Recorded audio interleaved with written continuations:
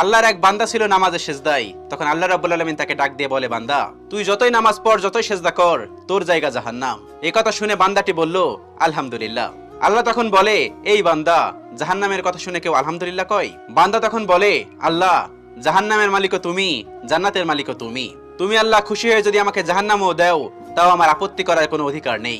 আল্লাহ তখন বলেন, বান্দা, জাহান্নামে গেলে তুই পুড়ে যাবি, তোর খুব কষ্ট হবে। বান্দা তখন বলতেছে, আল্লাহ, কষ্ট শুধু আমার হবে না, তোমারও হবে। আল্লাহ তখন বলতেছে, বান্দা, তুই পুড়বি জাহান্নামের আগুনে, আমার কষ্ট হবে কেন? বান্দা তখন বলে, আল্লাহ, কোনো মায়ের কোল থেকে যদি কোনো বাচ্চা পানিতে পড়ে যায়, তাহলে কোনো মাই দূরে দাঁড়িয়ে থাকতে পারে না, দৌড়ে গিয়ে বাচ্চাকে কোলে নেয়। আমার বিশ্বাস, ওই মায়ের চেয়ে কোটি কোটি গুণ দয়া তোমার বেশি। আমাকে জাহান্নাম দিলে তুমিও আল্লাহ শান্তি পাবে না। আল্লাহ তখন বলে, বান্দা, এই দলিল তুই কই পাইলি?